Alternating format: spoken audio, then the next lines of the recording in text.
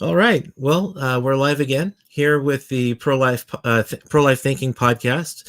I'm your host, Clinton Wilcox, and I have a special guest with me today. We'll go ahead and just get right into introducing him. I have Braxton Hunter with me, and rather than me talk about you, Braxton, why don't you go ahead and just kind of introduce yourself and let them Sure. know what you do here on Yeah, I'd YouTube as be well. happy to. Since we're on YouTube right now, I'll just go ahead and say that I am the host of Trinity Radio. Trinity Radio. You can get that at Trinity Radio or youtube.com/Braxton Hunter.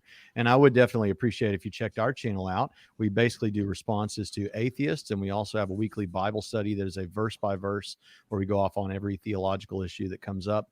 And but that's what I do on YouTube. I am the president of Trinity College of the Bible and Theological Seminary in Evansville, Indiana, and I teach courses there related to apologetics and evangelism. So apologetics is important to me, and it's what I love to do and what I love to talk about.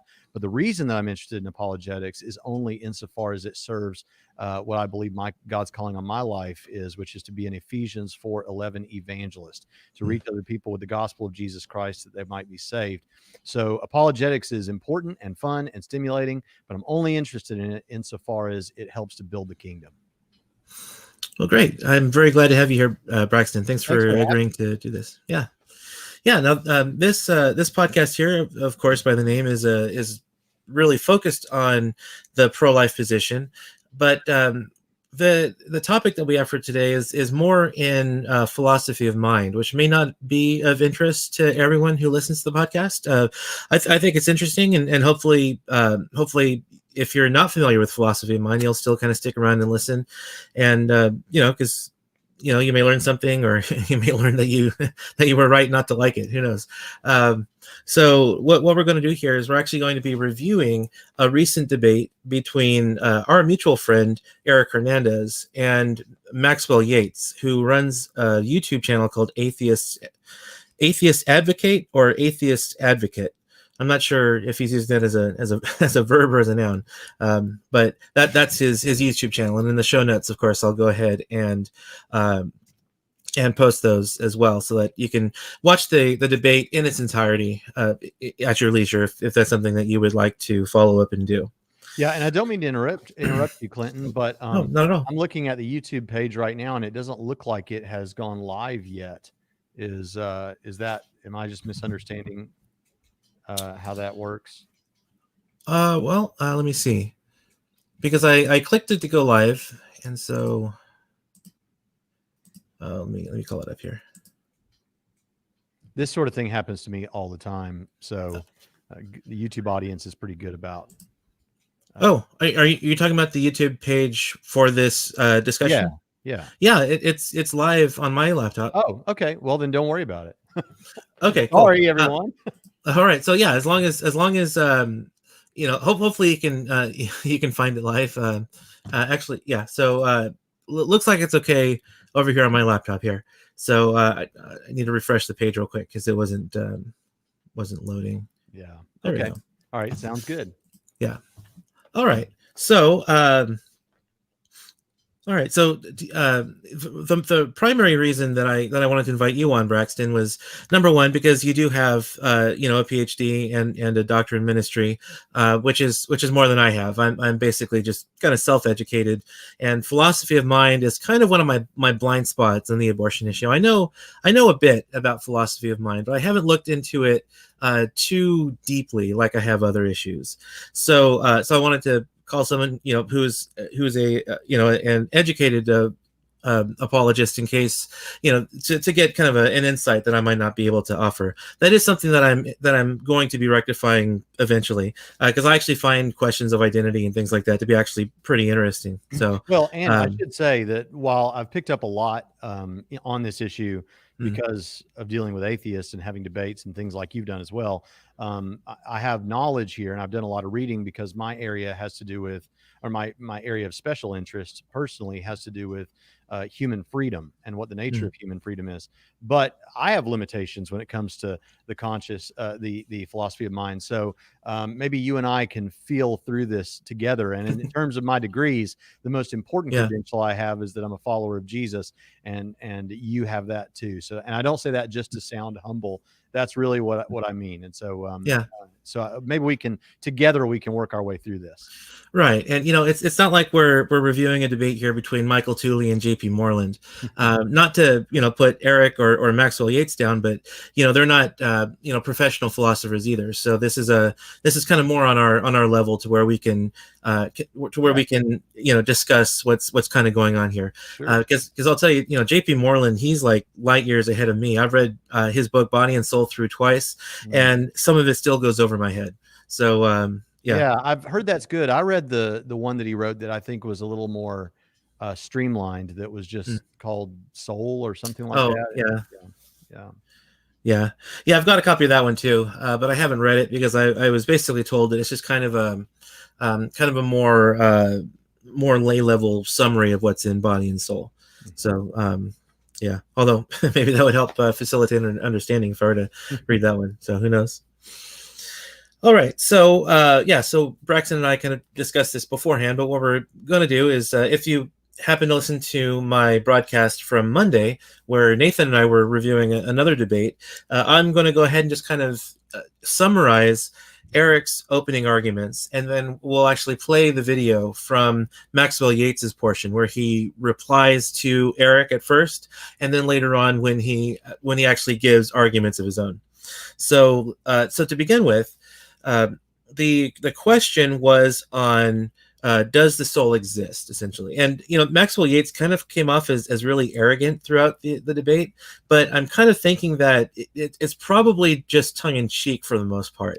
It is. In case anyone's not aware, that is an alter ego for Stellman Smith, who is an apologist. So the reason that it's called Atheist Advocate is because Maxwell Yates is a fictional character that Stellman Smith uses to provoke and debate other apologists. Okay, that's kind of the impression that I got as I watched the debate in its entirety, and even the guy that they brought on at the end, what was kind of like, "Oh, I'm surprised you're still here because you were destroyed before," and then he was actually pretty cordial for the rest of the discussion, and so I figured that was probably just like a tongue-in-cheek thing that he has going on there. Because I did not know about Maxwell Yates at all. I just found out about the debate a day or two before because Eric had told me about it. Yeah, and what's great is sometimes in my live streams, Stellman Smith, the apologist who plays Maxwell Yates, will come on and have arguments with Maxwell Yates in the stream while we're going, as if they're two separate people. Okay, well, I mean, you've never seen Spellman or Yates in the same room together, that's right. That's true. Who knows? All right, so the debate resolution was essentially, does the soul exist, or the soul exists, with Eric arguing pro and Yates arguing con. So Eric essentially gave two overarching arguments. That his first one is that consciousness is not physical, and his second one is that I am more than a brain and a body. And he gave some examples to underscore each of those 2 points.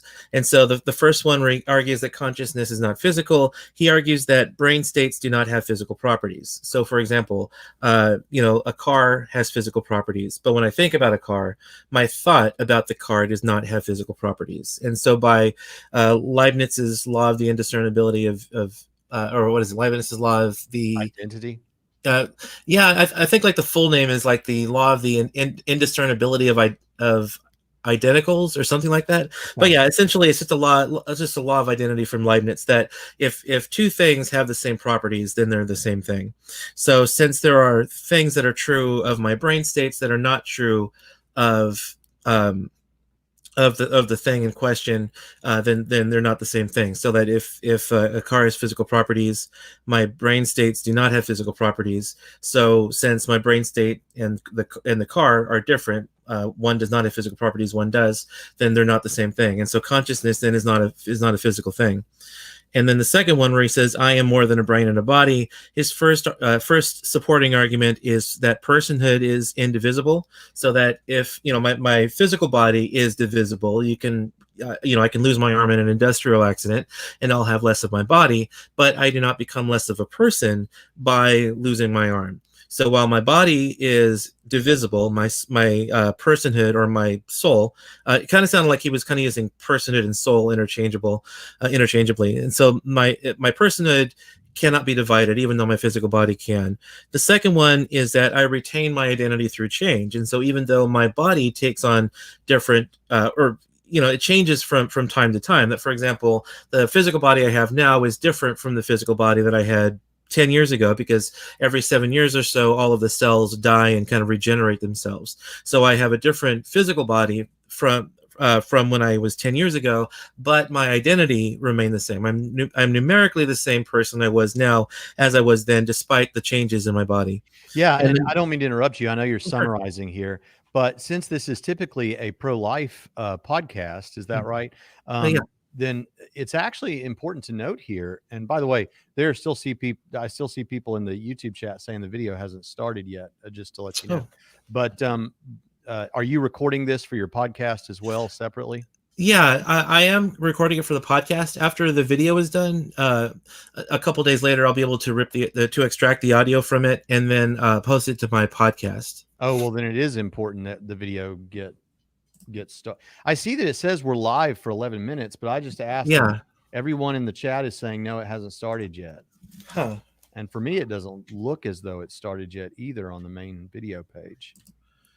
Yeah, that's really weird, because I clicked the link that I posted on my Facebook, and it comes up to the video and it's playing just fine. Is that on Facebook Live? No, it's on YouTube, because I posted the link to the YouTube video. Well, that is very strange. I don't know. Okay, give me just a minute here, real quick. Let me see if I can figure out what happens. No big deal. Okay, thanks. Yeah, let me see if I can just figure out what's going on here.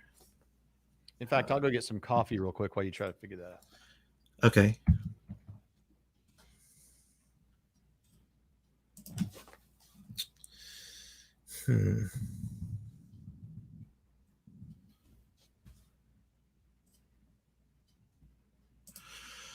Okay, let's see.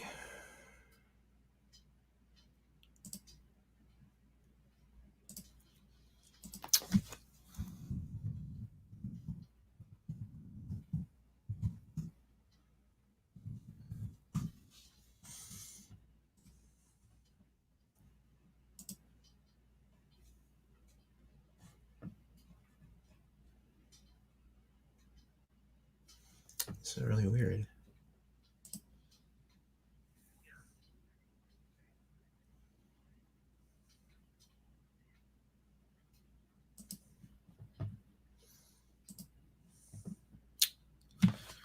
With the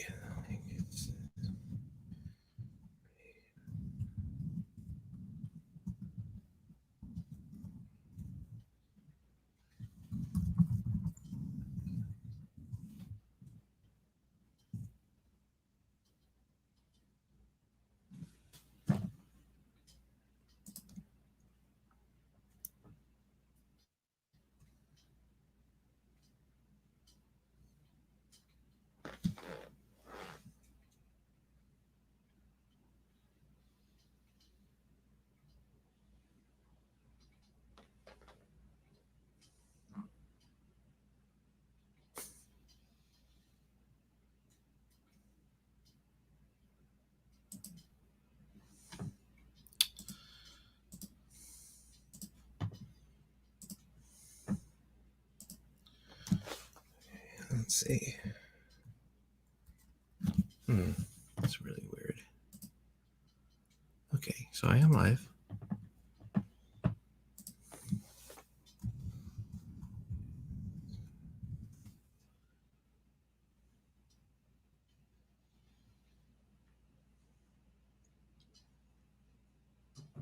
Any luck yet?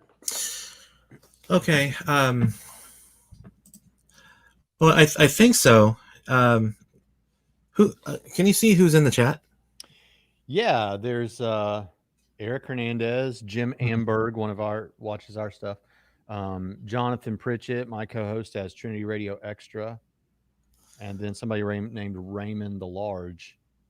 Okay, yeah, I don't know Raymond the Large. Okay, because let's see. Did you post a link to it? Yep.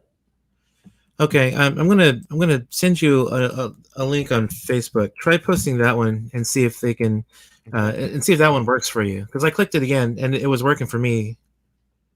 Okay. Let's see.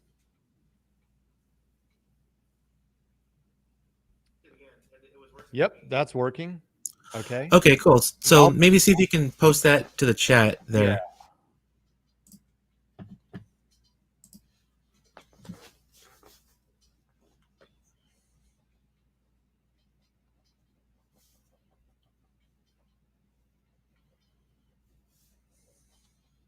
Let's see if that works. Sometimes it won't let me post links, but we'll see. Uh, Okay, so I posted that. So I guess we can just carry on. And they have the link now.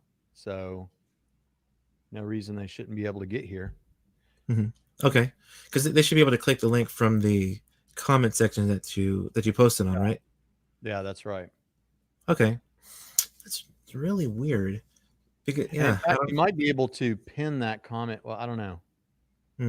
yeah. But, Well, maybe I changed. Oh, you know what it might be? Oh, okay. I think I know what might have happened because the Pro Life Thinking YouTube channel is new, and so I think because it was originally going to post to my personal YouTube channel, and I switched it over to Pro Life Thinking about 10 minutes before the broadcast. So maybe they went to the one on my personal YouTube instead of the one on the Pro Life Thinking YouTube. I'm going to tell them too that it's the Pro Life Thinking. Okay. Okay. Well, they should be able to find it that way. And in any case, it's going to be there for perpetuity. We know now that it is being recorded on your channel over there. So right, yeah, that's what matters the most. Yeah, so I'm pretty sure that's what happened, and that's why the video is still going, and why I should be able to extract all the audio up to this point as well. And obviously, for the audio only podcast, I'll cut out all the extraneous stuff and just put on the important stuff. So go ahead and recap that. Well, I can summarize, I think, real quick. So you were talking a little bit about how we have this problem with the continuity of identity if we are merely physical bodies, and that we don't have this immaterial soul as well. Because in what sense do we as persons continue to exist? Because all the cells in our body cycle out, or at least most of them. And so some people have tried to ground that in memory and said, well, the reason that you have this continued identity is because your memories survive from the past. But this doesn't make sense, because I don't remember anything before, let's say, I was 3 years old. Am I a different person now than I was before I was 3 years old? I mean, we talk like that. We say, well, I'm a different person than I used to be, but we're talking about it in a very specific and literal sense. You would have to say that. You would also have to say that a person who has amnesia and doesn't remember anything from the past is literally a different person, but we don't want to say that either. And what this all comes back down to is what is Plutarch wrote about Theseus. And Theseus, there was this ship. This is, by the way, where Hunger Games movie franchise comes from. Part of it is influenced by Plutarch, but in fact, there's a character named Plutarch. But there's this ship called the Ship of Theseus, and it's the ship that Theseus, this great warrior, came home with, and they decided to keep it as a memorial to Theseus. But after several decades or 100 years or whatever, they had to replace all the parts of the ship as each part became weathered and fell apart, and they had replaced all of those such that every aspect of the ship, every single part had been replaced. So the question becomes, is that still the same ship? Is that still Theseus's ship? Well, that's where the debate lies. I would say, of course, that's not Theseus's ship. It's kind of like the old thing. Yeah, I have the axe that George Washington used to cut down the cherry tree. Now the axe head has been changed 5 times and the handle's been changed 14 times, but this is the axe. Well, no, that's not the axe, right? That's a different object. And in the same way, if every part of our physical body goes through this process of change and cycles out, well, then if you think you're the same person, and there hasn't been dozens of iterations of you, then you have to believe there's an immaterial part of us that is our soul, that we could rightly call our personhood.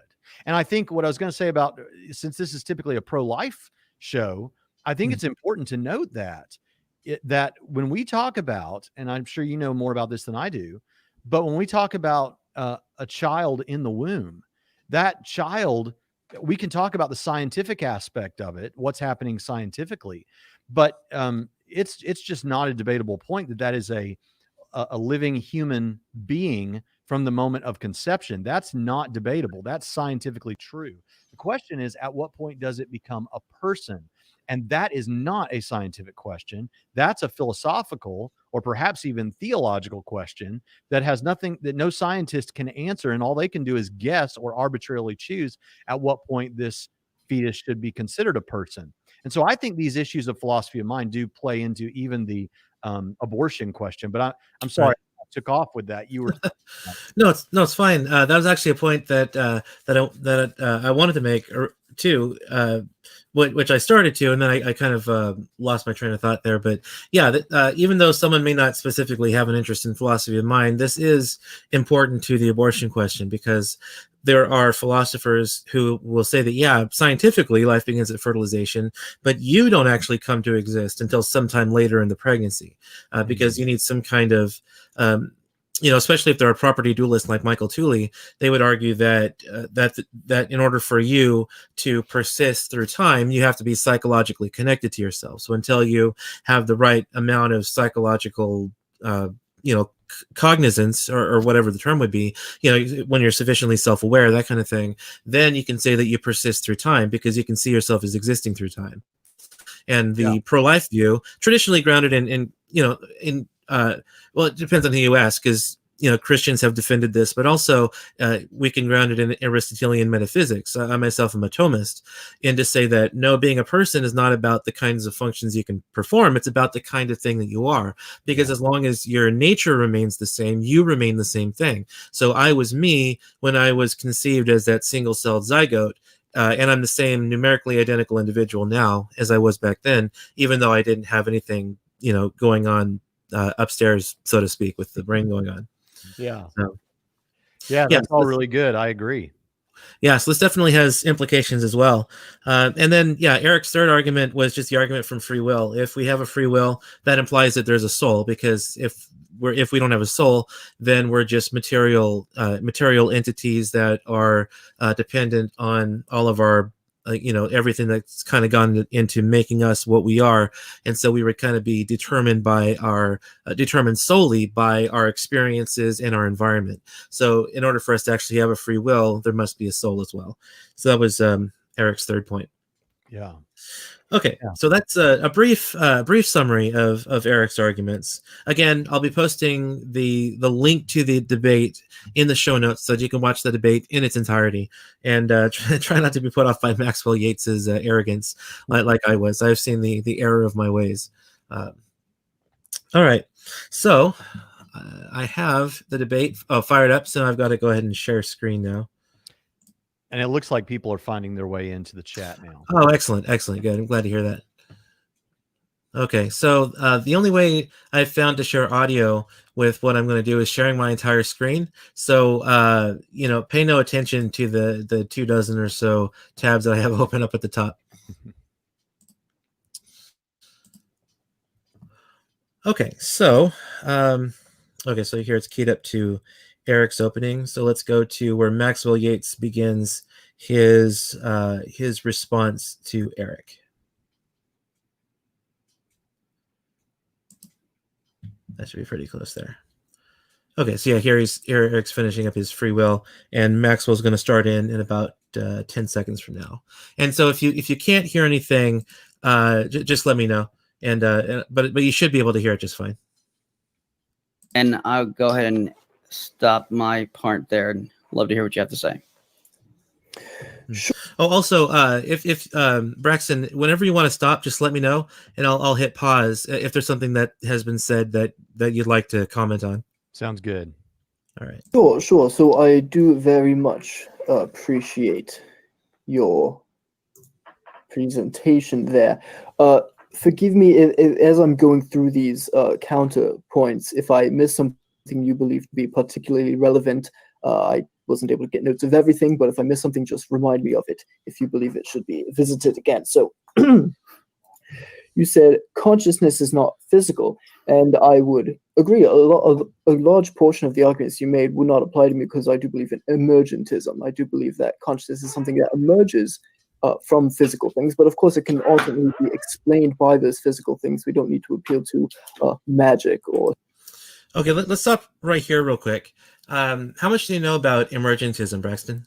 Well, it's just the idea that, if I understand everything correctly, the idea is that kind of like if you have a magnet, you have this field that sort of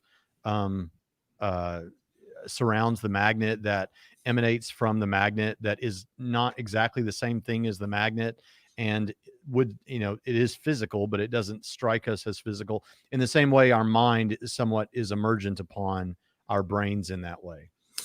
Yeah. So, because as I was watching the debate later on, near the end of the debate, I'm not entirely convinced Maxwell has a great grasp on emergentism, and I'm speaking as someone who's not an expert in it either. So, take this with a grain of salt as well. But he talks about how certain things kind of emerge from a set of things. Like he talks about how when you put enough bricks together, a wall kind of emerges from that. And I don't think a wall emerging from bricks is a good example of what emergentism actually says, because when you look at the nature of bricks, it's in the nature of bricks to be able to be piled on top of each other and to build a wall. So emergentism, what emerges in the view of emergentism is something that is not explainable by the constituent parts themselves. So a wall would not be a good example of that, because a wall can be explained by the constituent parts of the bricks. He also gives the example of water, which from what I've heard is kind of the stock example of emergentism, because you have the water molecules, but there's no reason that when you put the water molecules together that they should be wet. But so, and as far as I can tell, this is even a kind of a controversial idea even among philosophers too. But as I recall it, I don't think he does much to actually defend his view on emergentism. Right, and it's just an attempt to say, look, we know that when we put certain things together, we get surprising results, like the wetness of water, so to speak, or water itself rather, or the magnetic field that surrounds a magnet. But then, okay, yeah, weird stuff happens. What is the reason to believe that's what's going on here? And the only explanation for why that we should think that's what's going on here is because we have no better explanation. And that's just not good enough, because we actually do have a better explanation. And it not only solves this problem, but several other problems that are raised. Okay, cool. Yeah, I see the comments over here. So we have Eric. Everyone was in a different link. Just posted a link there. Thanks, Eric. So yeah, just in case. So essentially, what I think the issue was I had it originally broadcasting to a different place. So now that we have the link to the correct place, it should be all good. Sounds good. Okay, so we'll go and continue on here with the next portion. Or superstitious beliefs or anything of the sort. You said not a scientific debate, but of course that would presuppose your position, because if we can use science to prove that everything we think is consciousness or think is a soul boils down to physical explanations, then we've won the debate. But if you're just going to presuppose, well, there must be something metaphysical that science can't touch, well, then you're simply arguing in a circle.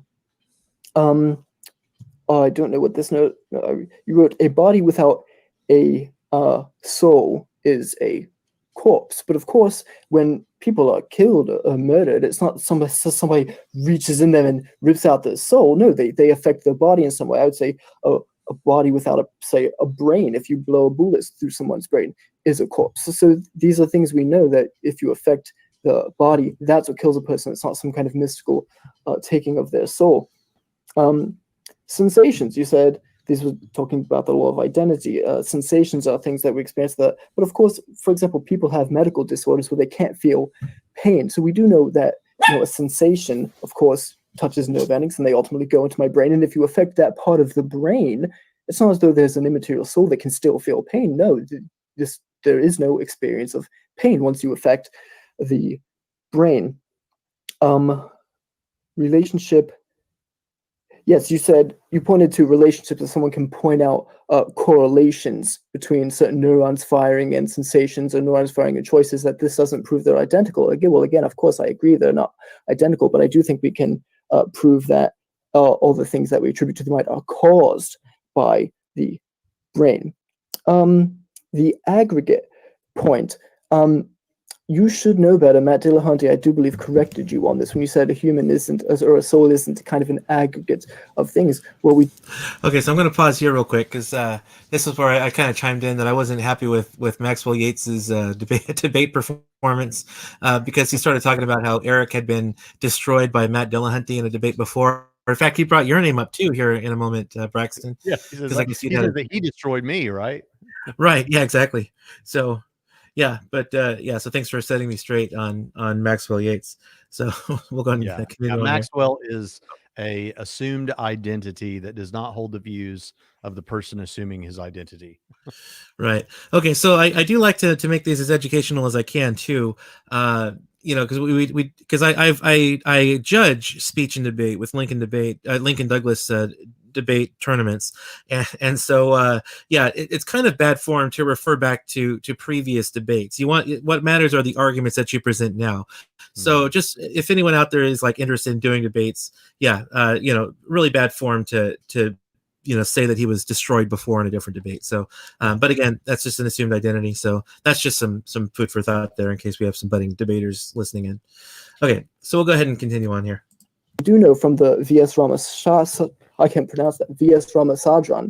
studies, where he did these split brain studies, that they cut a person's brain in half. And of course, we do know that the consciousnesses were separated, that there was two distinct people that could identify as such. The left brain, high side of the brain, could talk, the right side of the brain could not, but of course it could write, controlling the left hand. And one identified as an atheist, the other identified as a theist. One put a cigarette in its mouth, the other one took it out. These are completely different people. So I don't buy your argument that that personhood is indivisible. And this was one I was able to grab a screenshot of, and I do want to put up for a moment to address it.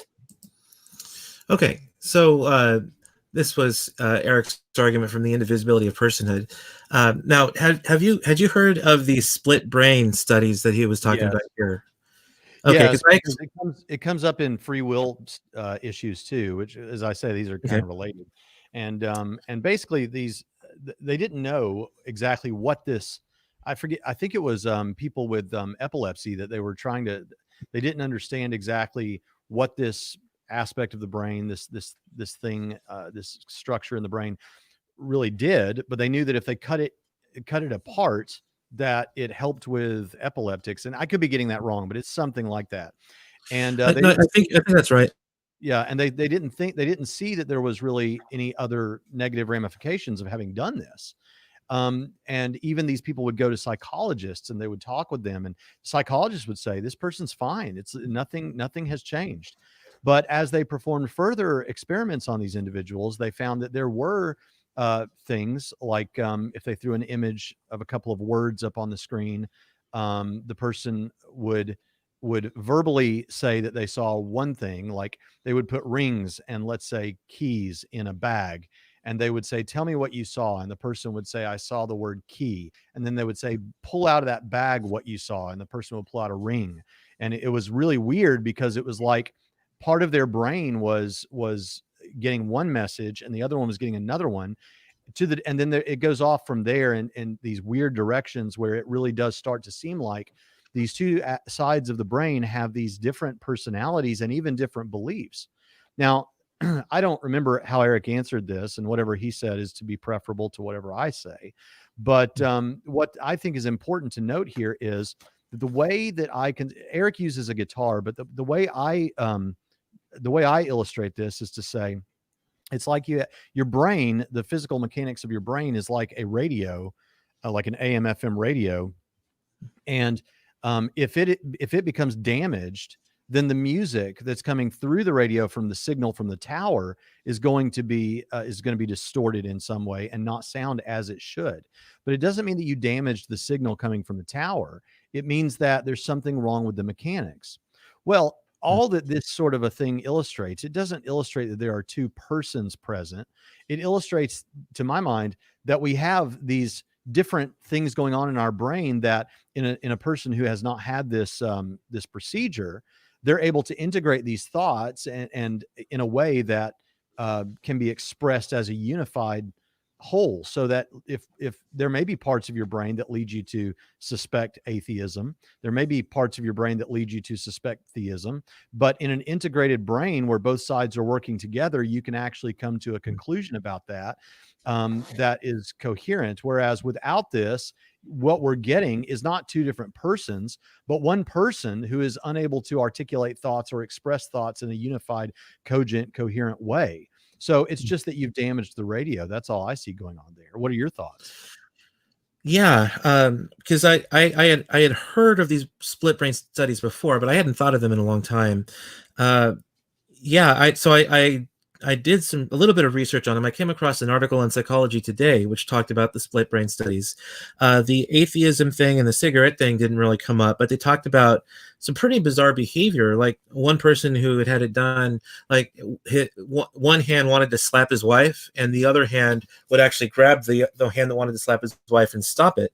And some other there were a couple other examples too that are just kind of really bizarre. And those were kind of my thoughts too, that you were expressing. And that as I was looking at this, because we talk about how there's like we all of us have a sin nature, obviously, and all of us have sinful thoughts.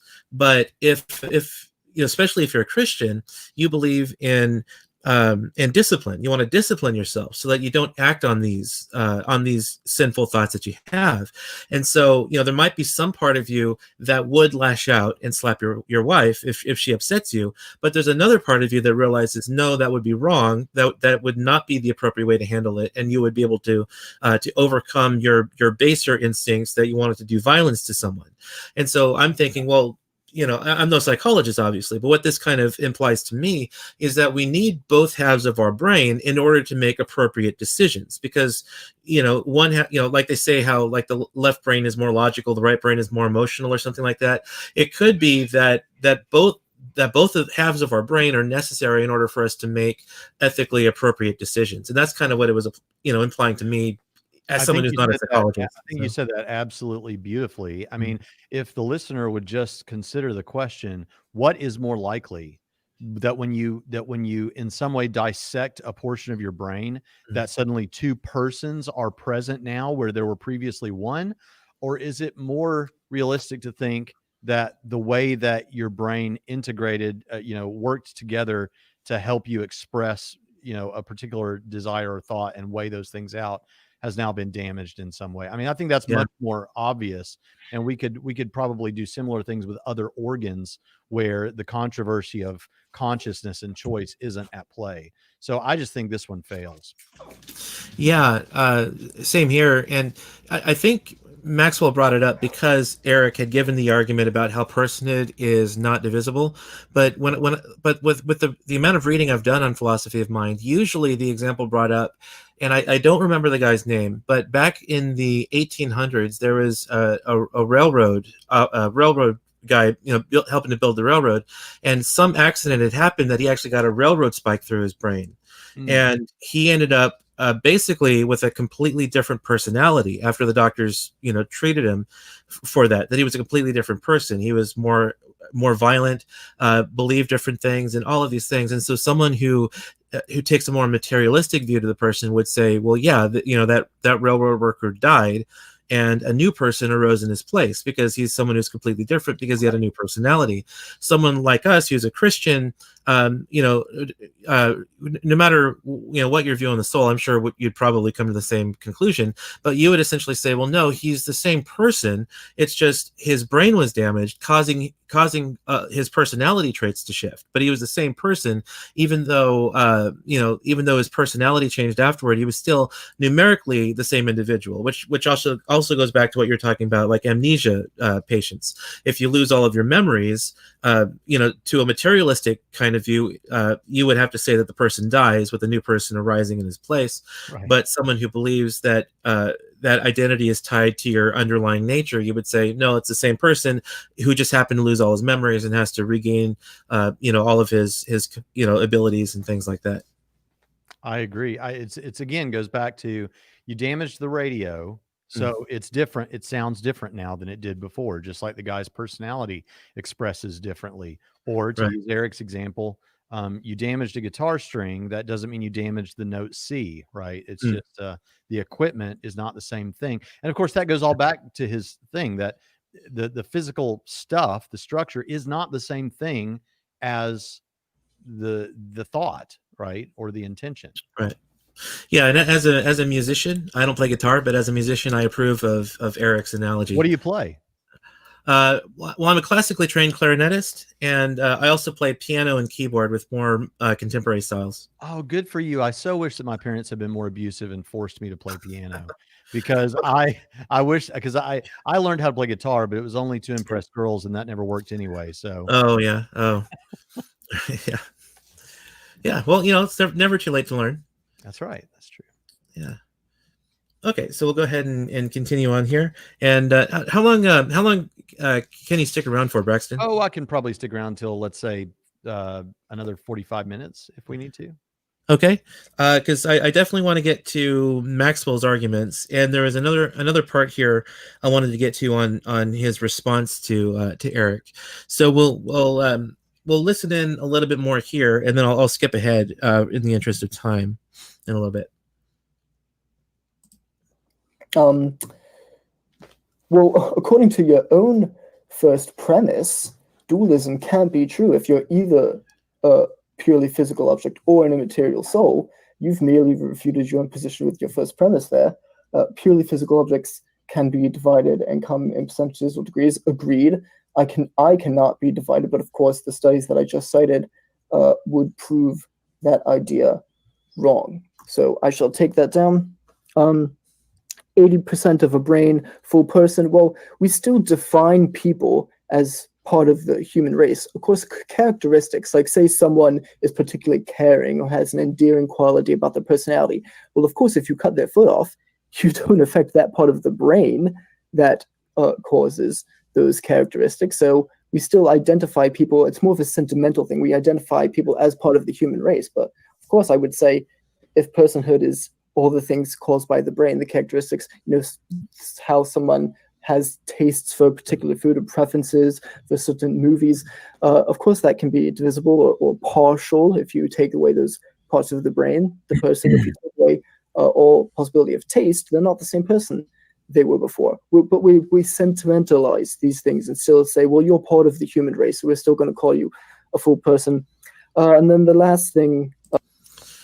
Okay, so here's something I kind of wanted to address too, is I think Eric and Maxwell were kind of operating under different understandings of personhood, and it wasn't really something that was that was really. I mean, Eric did define a few terms in his opening, but I think that Maxwell and Eric kind of had different understandings of personhood.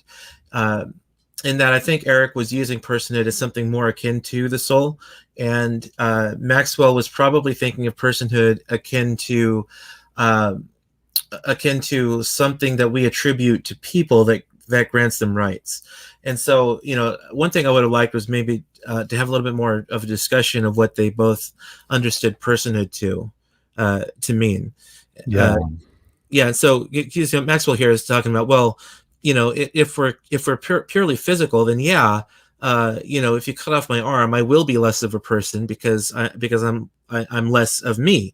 If that's all I am, if all I am are just physical aggregates, then if I lose a limb, then yes, I become less of a person because I become less of me because I lost that limb. And so that was one thing I did I was kind of I kept hoping would kind of come up is because it really seemed like they were operating under different understandings of personhood, which I think caused them to talk past each other a bit.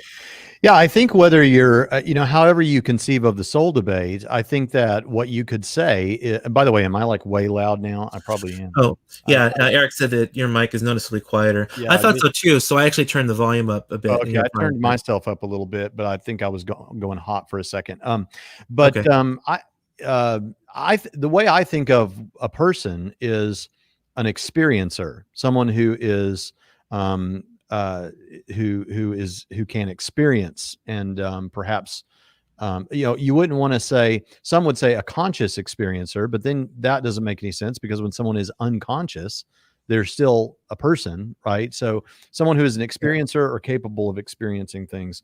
But you're right. Eric's conception, I think, is more like the classical understanding of the soul in metaphysics, whereas what Maxwell Yates is putting forward is, and he's going to just love it that we're talking about him with this level of sophistication.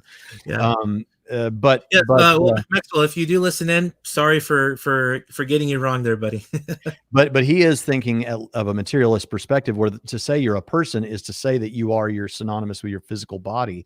So yeah, and that, if that's true, then yeah, maybe you're less of a person if you cut off someone's arm. I think that plays right into Eric's argument. The strange thing about it is, well, it's not strange because he's really trying to go full bore with this as a assumed identity, but we all know that if you cut off your arm, you're not less of a person. Naturalists know that, whether they'll admit that or not. If Maxwell Yates said to me, I'm less of a person if my arm is gone, I'm just going to say, I don't believe you, because that's not how we really think. I might not say it that bluntly, but well, to him I would. Yeah. I don't believe you, because we all know.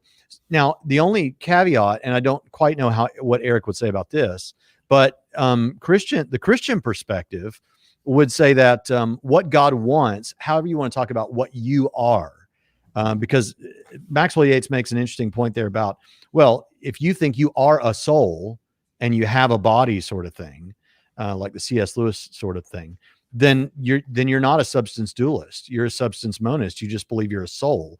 Your body is something you inhabit, like you get in your car and drive around.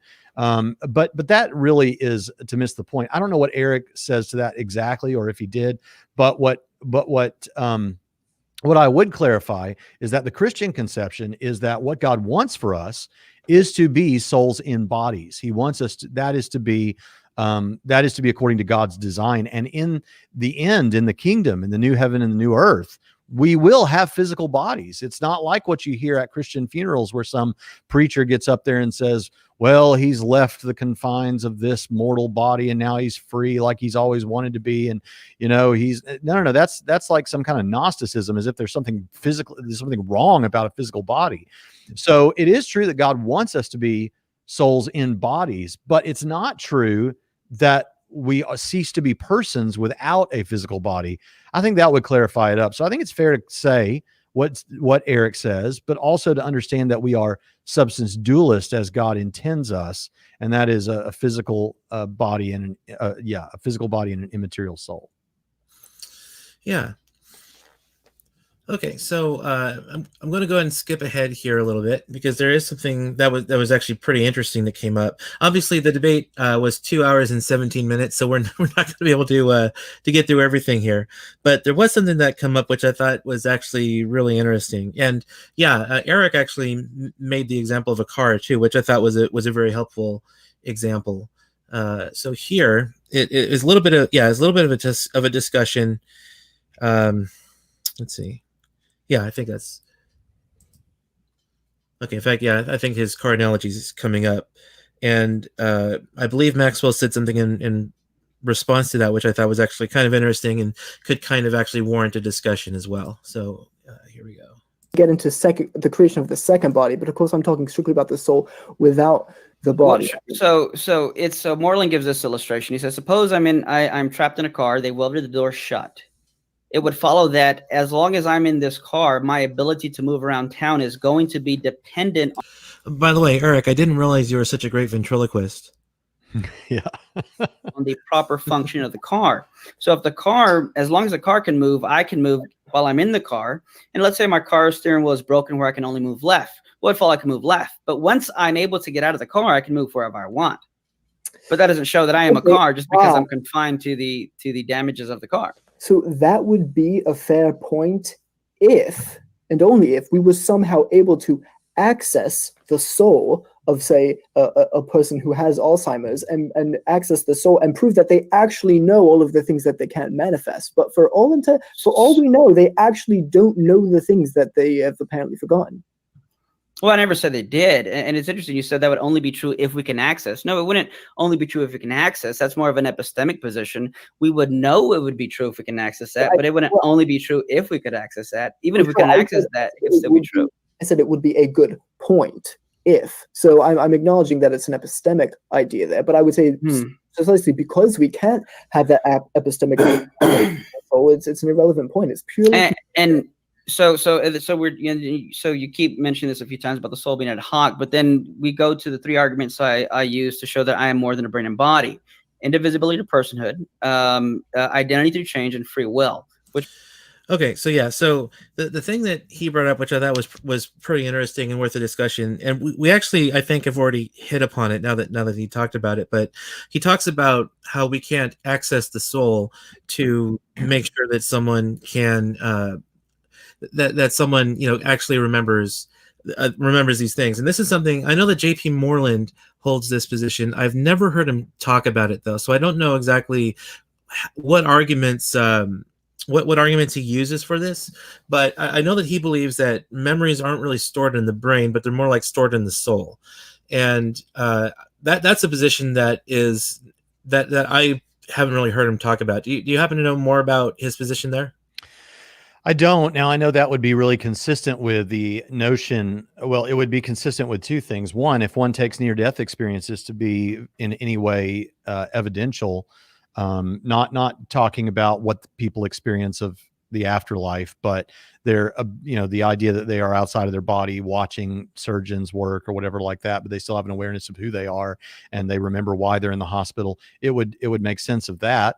It would also make sense of the idea that when we are in heaven, we still remember and are aware of what our lives were like on earth. So I've heard people say, at the very least, you can't say that the soul doesn't have some kind of a redundancy system. And so I don't know, really that idea that you're referencing from Moreland, I don't really know anything about that. But I will say this is a good example of and what often happens where an apologist is. So there's been some suggestion that something doesn't work or can't work, and then the apologist will say something like, well, here's a way it could work, and then all they're doing is presenting a defeater. They're just trying to say, I'm not saying that I know this is how this works. I'm saying that if what I'm suggesting is even remotely possible, then that means that your claim that it can't be that way it fails, because it could work that way. We do this with why would God allow suffering quite a bit. We may not know why God does, but here are some possibilities, and as long as any of them are possibly true, then God may be just in this, right? So that's more. And like with the car thing, like I don't know, since you just played that clip, and it's been a couple of weeks or whatever since the debate, I don't remember. My take was that Eric is just expressing how he thinks about this and how it can conceivably work and be coherent and be possible. And so what the skeptic then does is to say, well, you don't have any proof of that. Well, no, I'm giving you how I understand it, or a possible explanation. And I liken this, like in the story in the Lord of the Rings by J.R. Tolkien, that it's like we're having a discussion about something to do with the story and whether it's cohesive or not, or how we explain why a character acted this way or that way on their way to Mordor. And then someone comes in and says, yeah, but Mordor doesn't exist anyway, so why are we talking about this? Well, we're talking about this because we're putting ourselves in the story, assuming it, to try and see, does it make sense? And I think this happens with this discussion where we're trying to make sense of how the soul works, how substance dualism can work and make sense. Yeah. You're saying, yeah, but you can't prove it. Well, we think we do have evidence for it, but it's not a very sophisticated response at all to just say, well, yeah, but, like that. Right. Yeah. Now, Jim Amberg said that Maxwell had no dogs in the background and didn't speak of your genitals, so he had a little part of clear. I'm guessing that's in reference to a past debate that Eric had? I think that's in reference to the scholar fiction debate. Oh, okay. All right. Yeah, that's one I haven't seen, but I bring attention to it because my dog did actually bark about that. No, it wasn't your dog. I heard your dog, but it wasn't your dog. Yeah, so I turned it off quickly in case she was going to cause a ruckus, which she didn't, thankfully. But yeah, so that's one tick against me, I guess, is my dog made an unofficial appearance on the show today. Hey, that's perfectly fine. As long as scholar fiction was able to infest this with talk of dogs and genitals, I guess. But Right. So anyway, Right. Okay. So yeah. So all right. So I'm going to go ahead and skip ahead again here now because I'd like to address the arguments that Maxwell raises. Now, he said he had 3 arguments, but he only got around to presenting 2 of them. So we'll go to the first one here, which starts at about. By the way, this is kind of funny with Eric in the chat because I'm quite sure he probably thinks I'm expressing his views wrongly on at least a couple of points. So. Well, because I told him specifically that I was going to ask you to come on to talk about it, and then I told him that I would have invited him on, but I wasn't sure if it was appropriate to bring him on to review his own debate because speaking as someone who does judge. Who does judge Lincoln Douglas style debates? Every debater ever thinks that they won the debate, and so I at least wanted to bring someone on who wasn't participating in the debate to kind of review it a bit. So yeah. Okay, so this is where Maxwell Yates is now defending his con position that the soul does not exist, and so he's going to present 2 arguments to that Hopefully end. they will Forgot about that. Yeah, go ahead. Which one is the first one? This would be the interaction problem. Okay, so I wanted to stop this here real quick because I do study logic, and this first argument is constructed very poorly.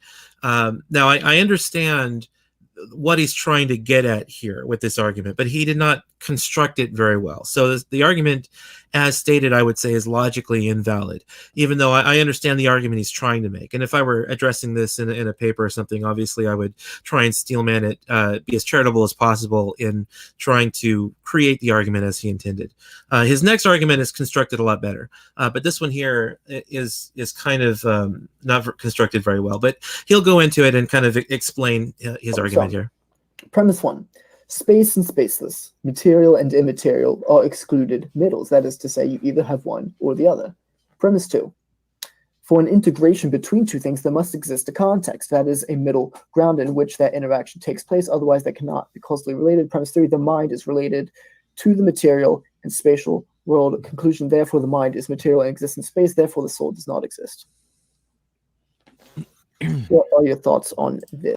Okay, so before we go on, do you kind of want to give your thoughts on this argument here? Yes. So ignoring, like you said, about whether, the problems with the structure of the argument, we get the point that he's trying to make. And the most important point that I think he's trying to make has to do with what's called the interaction problem. How is it that if you're saying you've got this immaterial substance, the soul, and then you've got the physical substances that make up the brain, how is it that basically saying these 2 can't interact because there's no middle ground for them to interact within? And here, there's a couple of ways that I would answer that. And one of these the first may be a way that Eric answers it, although I think he probably says something else too. And that is to say, I don't have to know how something works to know that it works. When I start my car, I don't understand everything about the mechanics of a car, but I can still get in my car and drive around and know that it's working. And so that would be one thing, but there's actually something a bit more sophisticated that I would say. I've never heard Eric say this, but I thought of this in preparation for my debate with Dan Barker on free will. And that is, and it gets a little weird because we have to talk about quantum physics, but in quantum mechanics, I spent the first part of this year studying quantum mechanics because I wanted to understand it better. And, we have this, quantum superposition that is illustrated by the double slit experiments. And you don't have to understand all the nuance of that to know that when you measure this movement of this wave form that is happening, it collapses into a particular place that we call the quantum superposition. And there is something extremely counterintuitive about how all this works, but the simplest way to think about it is that it seems that many of the interpretations say when you measure it, it changes from a wave to a particle and collapses to a position, whereas otherwise it would have manifested, it would seem as though it could be at every position. And the reason for this is because there's a conscious observer. Now, some scientists would say you can't say that. All you can say is that when you measure it. Well, why is it that in measuring it, it changes this? It's because down the line, you're getting to a conscious observer. At least that's how some people think of it. In other words, by observing something, you actually, in some way that we don't entirely understand, although there are many theories, you affect it just by observing it without physically interacting with it in any way. And that actually serves as a possible, remember, this is just a defeater. This is a possible explanation for the interaction problem. Your soul impacts the physical body in something like in a way like the observation. And that observation occurs by you living your life within this physical body. One could go even further with Roger Penrose has this thing that has to do with microtubules, and it's called the quantum consciousness and all these kinds of things. But it's basically an extrapolation of what I'm describing here, whether you believe in soul or not. The soul, so to summarize, we can make changes in the quantum realm by observation. That would be one idea. And then the second thing is, so mere observation can affect the physical. Therefore, it's at least possible that by simply the observation of living your life, there's an interaction between soul and body. I think that's based on science. It's not, I haven't proven it, but it seems possible. And it seems a likely explanation for the interaction problem. And so I think we have a fine philosophical defeater to the claim that it can't happen, which means that his conclusion, which is very strong, therefore the soul does not exist, can't go through. And that would be my thoughts on it. Yeah, I have nothing really to add to that. The only other things I would say are just kind of talking about the structural problems with his argument here. For example, he says in premise 3, the mind is related to the material and spatial world, but things can be related to other things in all sorts of different ways. Now, he uses causally related in premise 2, so I'm guessing he means the mind is causally related to the material and spatial world. But even then, yeah, like we were talking about, it could be in relation to the interaction problem, in that if the mind is causally related to the material and spatial world, then you would kind of think, well, the mind is probably material because an immaterial thing can't causally interact with things in the material and spatial world. But yeah, you addressed all that. But this would serve as one possible suggestion for how something immaterial, an immaterial observer, could impact the physical world based on findings from quantum physics. Yeah, that would be a way to approach it. Yeah. Okay, so we'll go ahead and continue on now. And he actually, yeah, so one of the things is he just kind of presents the argument, and then right away he asks Eric for his thoughts on it. Whereas what he really should have done is talk about the argument a little bit, because as stated, I mean, there are several questions I'd have for him before I'd even want to take a crack at trying to address this argument. So he really should have, at least said a few words on each of the premises to show how they relate to each other or how one leads to the other, that kind of thing. So we'll go ahead and just play here and listen to Maxwell's and Eric's interaction a little bit here. Yes. Okay, I thought you were going to go through all of them. Okay, we'll do one at a time, I guess. We could have done that with mine too. Okay, so you said, premise 2, for an interaction between two things, there must be a context that is a middle ground in which that interaction takes place. Otherwise, it cannot be causally related. So you're saying so in order for A to interact with B, there has to be a C. Is that correct? Sure. Yes. Okay. And how does A interact with C?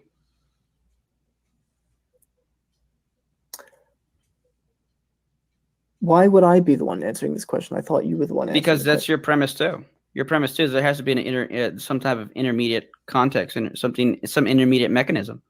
How are you going to avoid an infinite regress? I don't know, but it does seem to me you're shifting the burden of proof here. No. Okay, so real quick, a little educational moment about logic, and that Eric is right in that it's Maxwell's argument. So he bears the burden of defending the premises in the argument. You can't just present an argument and say, okay, now you must refute my argument. The one presenting the argument has the burden of defending it. So Maxwell so Maxwell himself is the one who's actually shifting the burden of proof in a way that's there's a word I'm looking for. Inappropriate. Inappropriate, I guess, would be a good word. There's a word specifically to the case I was trying to think of, but inappropriate is a perfectly fine word to describe it. So yeah, in a way that's inappropriate, he's basically asking Eric to do his own work of defending or rejecting the argument. So I'll do some work for him. I'll steel man him here and say, I think what Stellman is trying to say is, and based on the terminology that Eric used, let's say it this way so that visually in our minds it looks better. You've got A, and let's say A is the soul, and you've got C, and C is the physical body, and B would be the middle ground where the interaction takes place. So how does A interact with C? Well, there has to be a B. And what Stellman or what Maxwell Yates is trying to say is there can't be a B when this A and that C are what they are. And I would just say you do have a burden of proof to show that can't be the case. You have to show that it's impossible that these two things can interact. And I don't think that he could show that. Mm-hmm. Yeah. Okay. So continuing on. Well, making the claim, it's your premise. It's your burden to bear, not mine. I'm just asking the questions. It seems like a bad argument to me based on premise 2. Well, sure, but here's the thing. I'm not claiming that the interaction is indeed taking place. So if I can't answer how the interaction takes place, that's not a problem for me. I don't believe the interaction is taking place. You do believe the interaction is taking place. Now, see right there, right there, he is making a claim because he's saying that it can't take place, right? Isn't he? Premise 2, for an interaction between two things, there must exist a context that is a middle ground in which the interaction, but the mind is related to the material. Well, I don't know. I mean, maybe he doesn't explicitly say, but I think this goes back to the structural problem with the argument.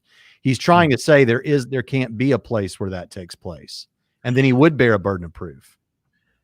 Yeah. So and so I think part of the problem here is that his argument isn't structured very well. Like, I think we all understand the argument he's trying to make. But if Maxwell does happen upon this review, I would just say, take it back to the woodshed and work on a little bit more. Because it is wordy, isn't it?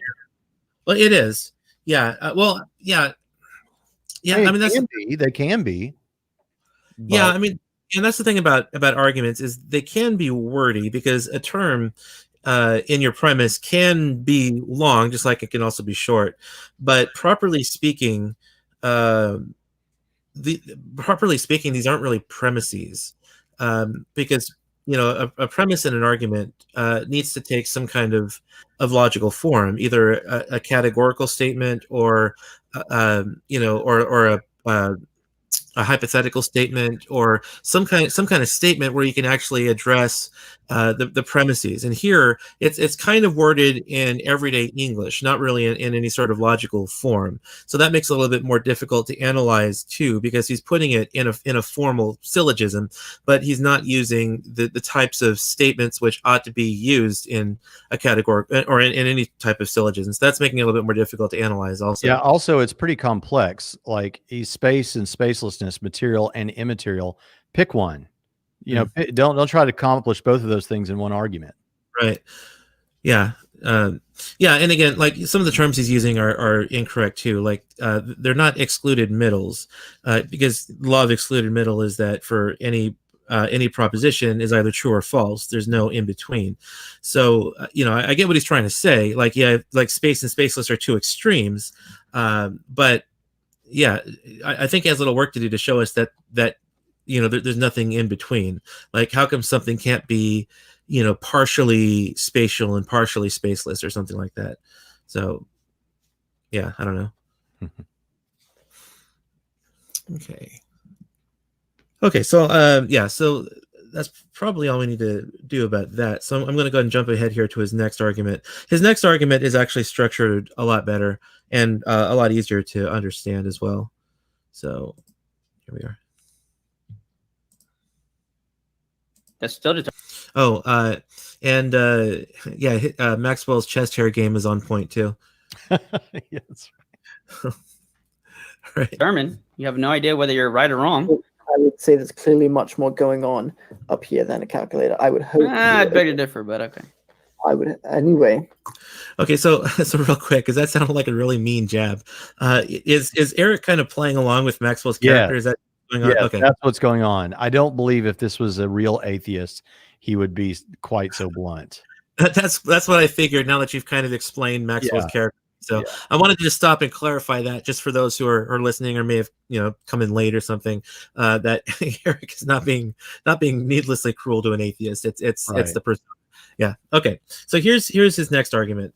So if the soul exists, we cannot have knowledge of the existence of other minds, but we do have knowledge of the existence of other minds. Therefore, the soul does not exist. Great, well-formulated argument. It's in the form of modus tollens. Do you want to comment on this before we listen to the interaction a little bit? Let's listen to the interaction. I think he's bringing up the problem with rationality. But let's go ahead and hear a little bit of it. Yeah. So formally speaking, the argument is logically valid, and so of course the question is it sound? So here's the interaction between Maxwell and Eric. Premise 1: if the soul exists, we cannot have knowledge of the existence of other minds. I assume that's where you want to push back. I do have justification. Premise 2: but we do have knowledge of the existence of other minds. Therefore, the soul does not exist. Yeah. Oh, sorry. I pushed the wrong button. Your premise. So first of all, I reject premise 1. I don't even know how. I would need you to back that up. But let me look at premise 2 really quick. But we do have knowledge of the existence of other minds. How so? How do you know other minds exist? Well, see, I think this is particularly. Well, there's two things I'd like to say, but the first I'll just say is, because I believe I'm fundamentally a biological machine, and that's what I believe the mind ultimately boils down to, then Wait, I can. The mind is a machine? We've been through this. It is caused by both sides of your mouth. In the physical biological, this biological machine produces experiences, and we label that the mind. Right. So the mind is a function of the brain?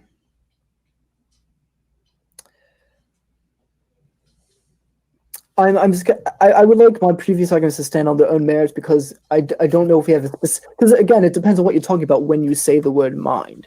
Well, I'm asking you. It's your argument. It's your argument. So you tell me what you mean. It's your argument. Okay, but this is I think you accused me of this earlier. It's a I know you are, but what am I thing. I mean, no. I actually gave my definition of mind in my opening. I know it was brief and quick because I wanted to get to this, but you haven't told me what you think. But let me just re-ask the question: is the mind a function of the brain? Yes or no? Is that your position?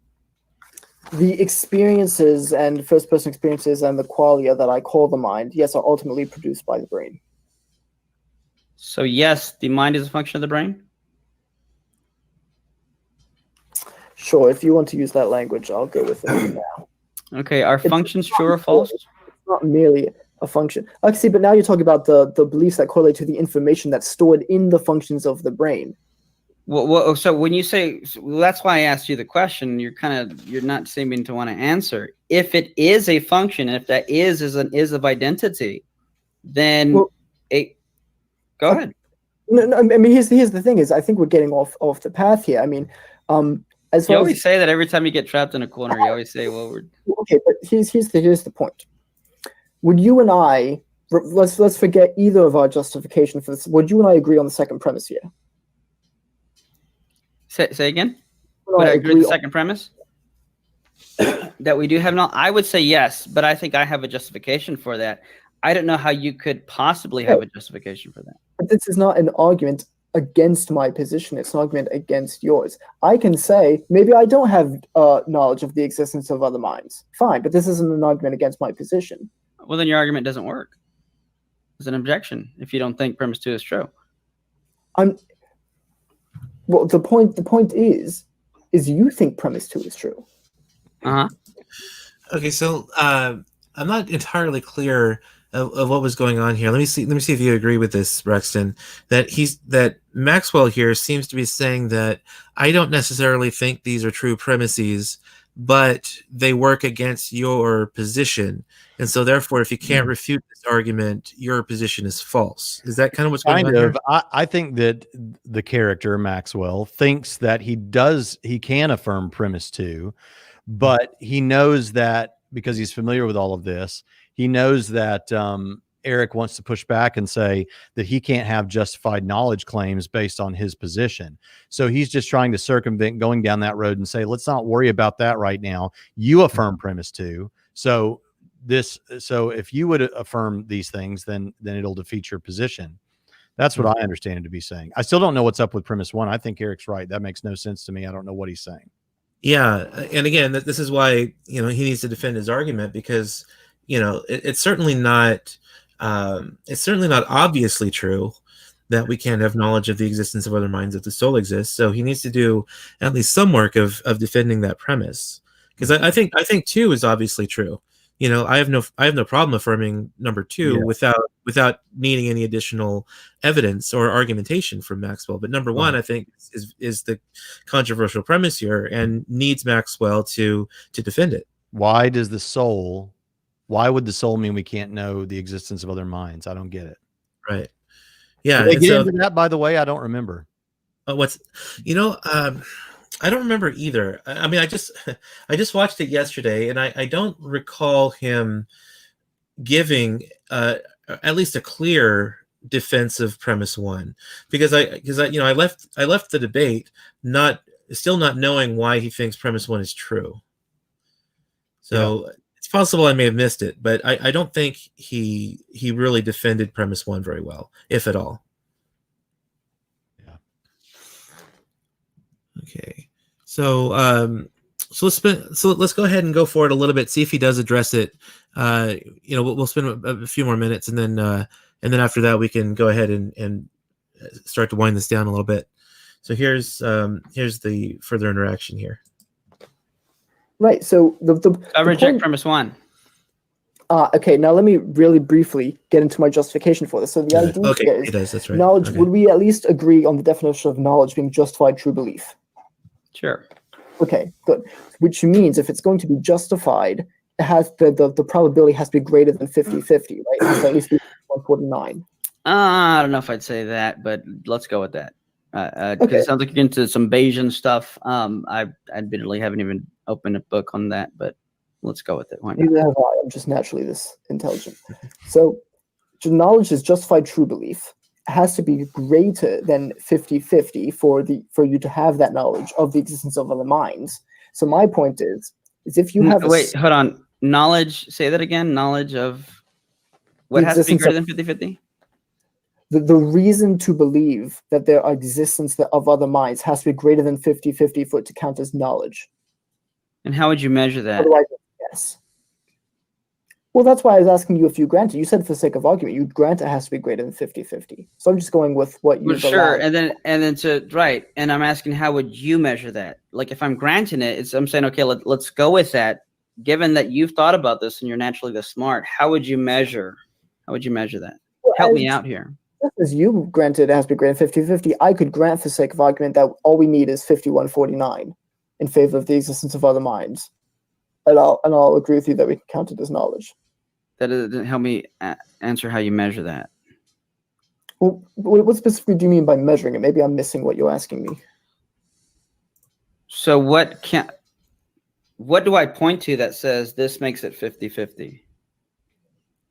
Oh, well, all things being equal, right? If you have an argument, let's say you have one argument, or let's say you have 10 arguments that shift it to 51 and only 9 arguments that would shift it the other way, well, then it's going to be 51-49. Are you talking about a degree of confidence?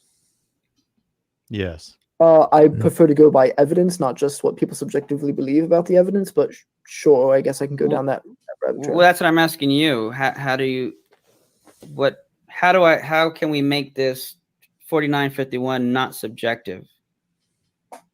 Well, I'd say the evidence for it. If there's evidence, if there's clearly evidence that the it's again, it's one of those areas where I can't say exactly where to draw the line, but obviously there's a line. Obviously, when it comes to knowing the Earth is round, the evidence in favor of a round Earth has crossed beyond. Okay, so yeah, so he does like okay, so We still he does haven't gotten he still hasn't given us why the soul is a problem. yeah, that's what I was thinking too. So even if we accept his view of the 5149, why would the soul make it less likely that we have knowledge of other minds? Right. And so yeah, so this is the justification he tries to offer. And as I was watching this the first time, I do remember now thinking that that was a very weak understanding of knowledge, because he is offering here a couple of, or attempting to offer a couple of deductive arguments, and deductive arguments logically do arrive at certainty.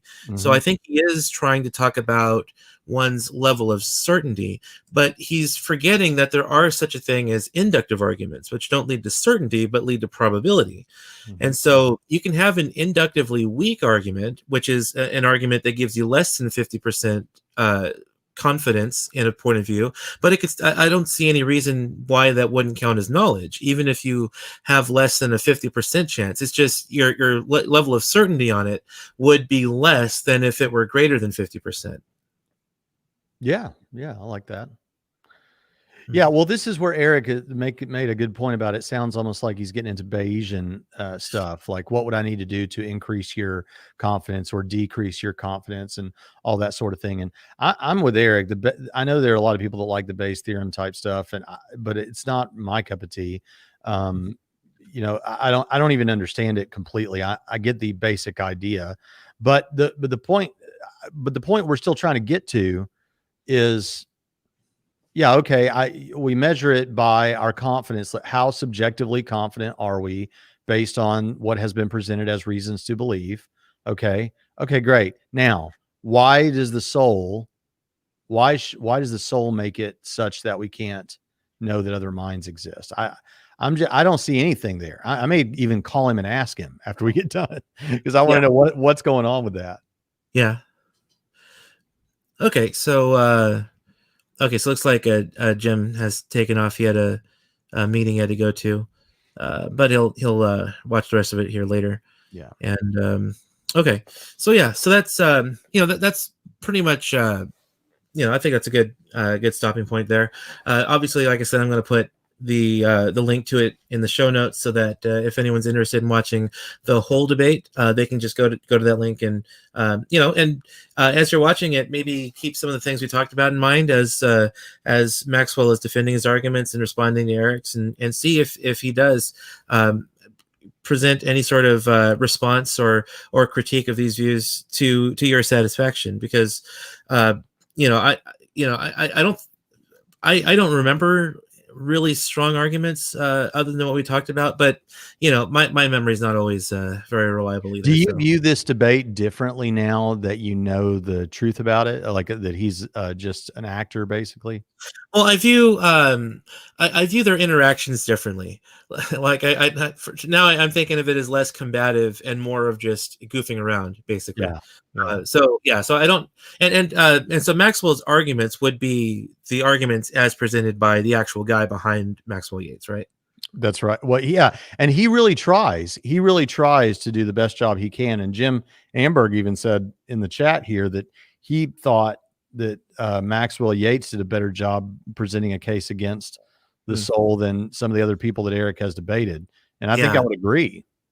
Okay. Yeah. So that, because arrogance is one of the things that I just can't stand, especially if two people are coming together debating, where you're supposed to just interact with the arguments and not attack each other personally. Like, arrogance is the one thing that can really really get my goat, so to speak, when I see that in a debate. It's one reason why I could only watch about 17 minutes of the presidential debate on Monday, because there was, no one was interacting with ideas. They were just name calling and talking over each other. And I just, and it's a good, there are things about debates that people don't think about and they don't realize are as, in the minds of some audience members, are as important or more important than the content of what you're saying. And that is this guy likable? And do I trust him? Is he the kind of person? I mean, look, I don't know if you watched the show The Office or did watch The Office. I've seen the first 6 seasons of it.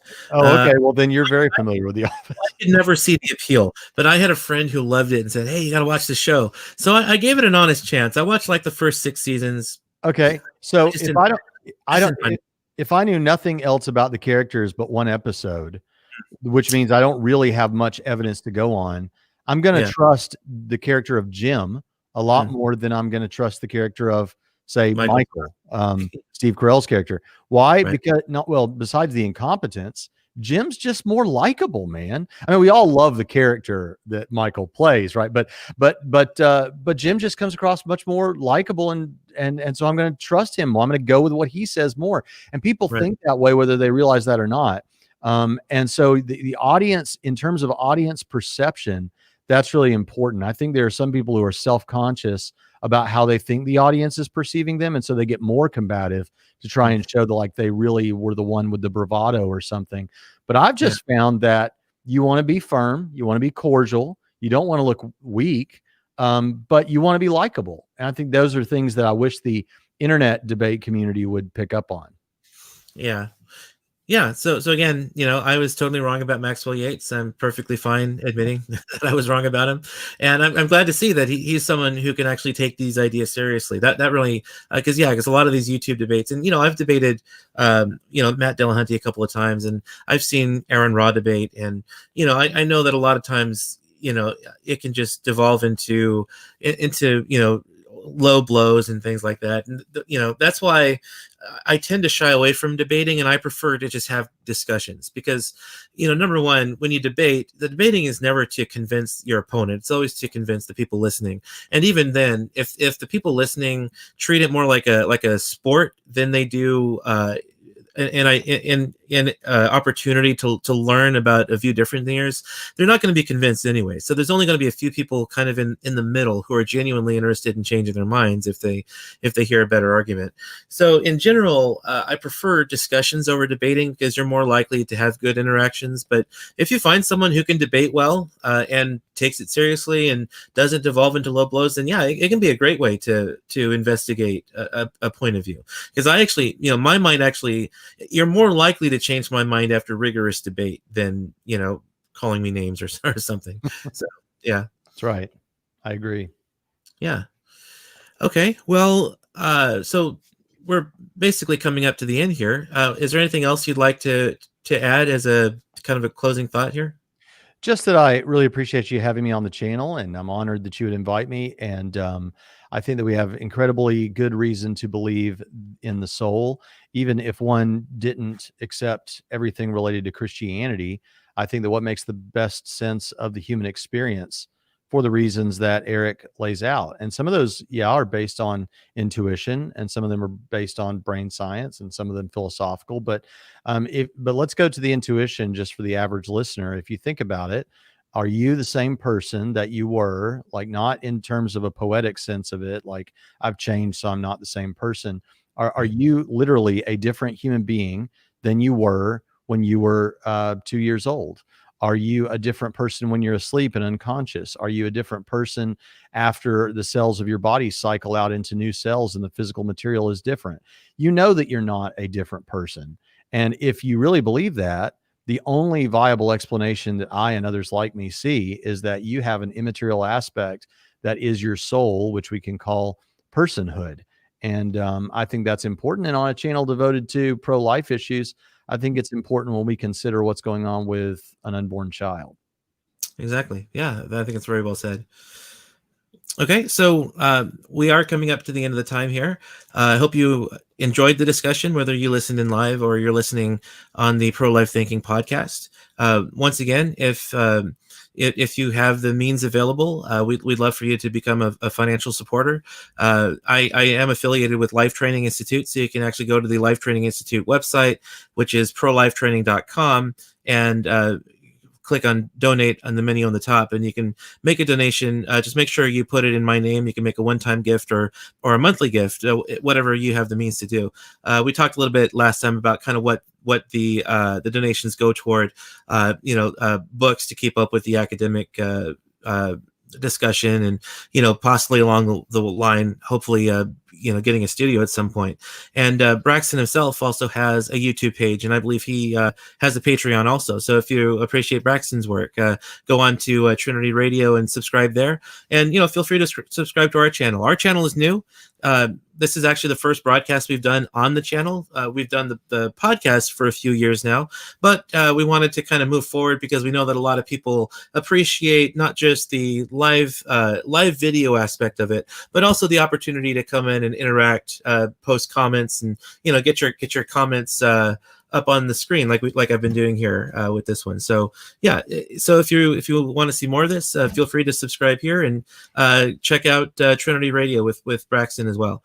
And so once again, we want to thank the live viewers here. Thank you, Braxton, for doing the show, and we will see you next time.